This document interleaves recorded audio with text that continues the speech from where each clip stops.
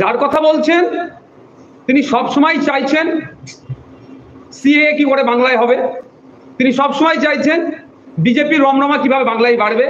কারণ এই নির্বাচনে, এই জেনারেল ইলেকশন যে 2024 চলছে, শুরু হয়েছে নোটিফিকেশন, তৃণমূলের কাছে কোনো এজেন্ডা নাই, কোনো ইস্যু নাই যে ইস্যুকে সামনে রেখে বিজেপির ভয় না দেখিয়ে তাদের ইস্যুকে সামনে রেখে ভোটটা মানুষের কাছ থেকে চাইবে, পিছিয়ে বর্গের মানুষের কাছ থেকে চাইবে, কি সংখ্যালঘু কি সংখ্যাগুরুর কাছ থেকে চাইবে। শুধুমাত্র বিজেপির ভয় দেখানো, সিএ এর ভয় দেখানো, এনআরসির ভয় দেখিয়ে, এই গোমাংস খেতে দেবে না, এই বাবরির ভয় দেখিয়ে, জ্ঞানবাপীর ভয় দেখিয়ে, যে যতটা পারবে 1 লাখ পেলেও থেকে শুরু করে আপনার মালদা জেলার আফরাদিলের ভয় দেখিয়ে ভোটটা শুধু এক প্রকার লুটবে। এই জায়গায় এই ভোট লুটাটা আইএসএ বন্ধ করতে এসেছে। সেই জন্য জঙ্গলমহল থেকে শুরু করে আগামী দিনে দেখবেন মতুয়াদের মধ্যে থেকে আমাদের প্রার্থী হচ্ছে, এসসি কমিউনিটি থেকে হচ্ছে, আপার কাস্ট থেকে হচ্ছে, মাইনরিটি কমিউনিটি থেকে হচ্ছে, সবার মিশ্রণে আইএসএফ তৈরি হচ্ছে। এতে করে তৃণমূল কংগ্রেস ভয় পেয়েছে, বিজেপি তো ভয় পাচ্ছে। সেই জন্য এদের টিকিট বাঁধা নাগপুর থেকে যে স্ক্রিপ্ট বানিয়ে দিচ্ছে মমতা ব্যানার্জিকে, সেই স্ক্রিপ্ট অনুযায়ী উনি বলছেন। আমি তো এখানে দাঁড়িয়ে চ্যালেঞ্জ করছি এতটা মিডিয়ার সামনে, মমতা ব্যানার্জি যে 42টা সিট দিয়েছেন, আমি সে চ্যালেঞ্জ করে বলছি সেই 42টা সিটে যে কটা জিতবে সে কটা দল ছাড়বে না, এটা মমতা ব্যানার্জি স্ট্যাম্প পেপারে লিখে দিক। যদি দল ছাড়বে না এটা লিখে দিক, যদি তিনি লিখে দিতে পারেন নওশাদ সিদ্দিকীরা যে আজকে 13টা প্রার্থী দিয়েছি, উপনির্বাচন সহ 14টা হচ্ছে, সবটাই প্রত্যাহার করে নেব। কিন্তু এটাও সাথে সাথে শর্তের মধ্যে লিখতে হবে মমতা ব্যানার্জি মহাশয়াকে। উনি মিমের সাথে, জিমের সাথে, হের সাথে তুলনা করে দিচ্ছেন তো, কারোর সাথে জড়িয়ে দেওয়ার চেষ্টা হচ্ছে তো।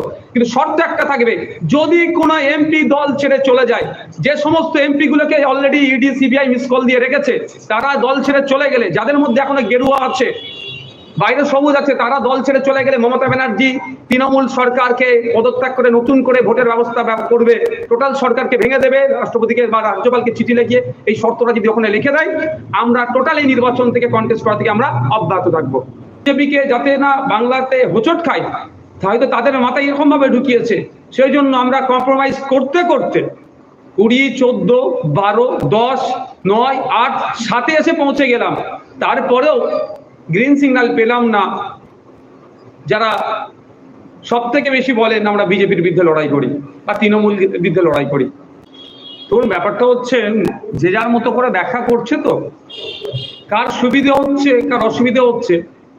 ইতিপূর্বে 17 বার লোকসভাতে আমরা পাঠিয়েছি, কার সুবিধে হওয়া আর অসুবিধে হওয়া, কার সুবিধা হবে আর কার অসুবিধা হবে, রাহুল গান্ধী পিএম হবে না মোদী পিএম হবে, এই হিসাব কষতে আজকে আমরা জোর করতে ভোটের নোটিফিকেশনের এতদিন পর্যন্ত আমরা অপেক্ষা করলাম যে মোদী বাবুকে ওখান থেকে হারিয়ে অন্তত অন্য কোনো একটা শক্তি, ওখানে বৈশ্বিক ধর্মনিরপেক্ষ শক্তি।